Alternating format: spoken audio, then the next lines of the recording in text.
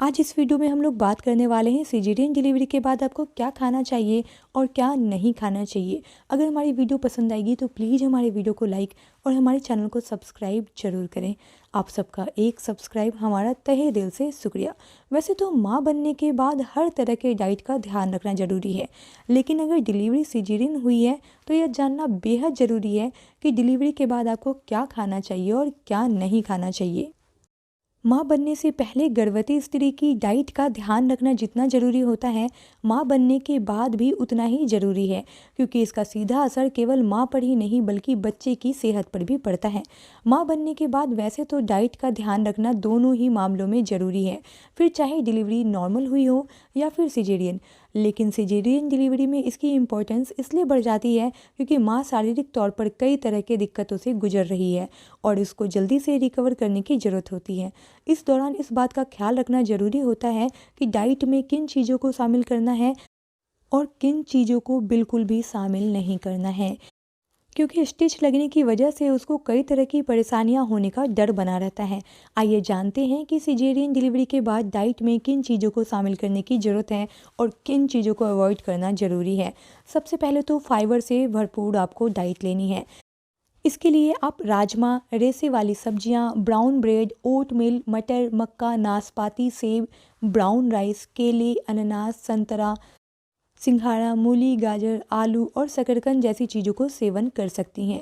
ये इस दौरान होने वाली गैस और कब्ज की दिक्कत से आपको राहत देगी और पेट साफ रखेगी, जिससे स्टिच पर जोर नहीं पड़ेगा और घाव जल्दी ठीक हो जाएगी। सिजेरियन डिलीवरी के बाद महिलाओं को प्रोटीन से भरपूर चीज़ें खानी चाहिए। इसके लिए toned milk, soya milk, tofu, yogurt, दलिया, अंडा, वाइट बीन्स, दालें और मीट जैसी चीज़ों को डाइट में शामिल करना चाहिए। प्रोटीन की मदद से नए टिश्यू सेल्स की ग्रोथ हो जाती है। कैल्शियम भी आपको अपने डाइट में ज़रूर शामिल करना चाहिए। इसके लिए कीवी, नारियल, आम, अनानास, मुनक्का, बादाम, तरबूज, दही, बीन्स, सूखी हुई मटर, टोफू, हरी पत्तेदार सब्जियां, मछली, गेहूं, बाजरा, रागी, चना और सोयाबीन को डाइट में शामिल करना चाहिए।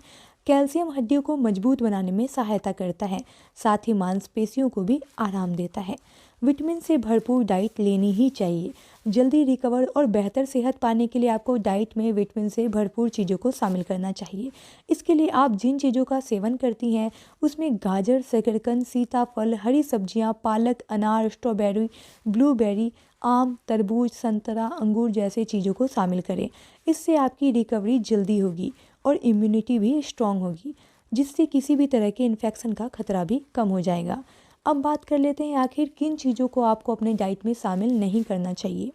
सिजेरियन डिलीवरी के बाद आपको जिन चीज़ों को शामिल नहीं करना चाहिए उनमें सबसे ज़्यादा है देसी घी, कैफ़ीन युक्त पेय पदार्थ जैसे कि कॉफ़ी और चाय, कार्बोनेटेड ड्रिंक्स, पत्ता गोभी, फूल गोभी, ब्रोकली, ज़्यादा तेज़ मसालेदार खाना, तला भुना भोजन, चावल, मिर्च, जंक फूड जैसी चीज़ें शामिल नहीं करनी चाहिए। उन चीज़ों को खासकर अवॉइड करना चाहिए जिनको खाने के बाद गैस बनती है। इससे पेट फूलने और स्टिच में दिक्कत होने की संभावना रहती है। उम्मीद करती हूँ आपको यह वीडियो पसंद आई होगी।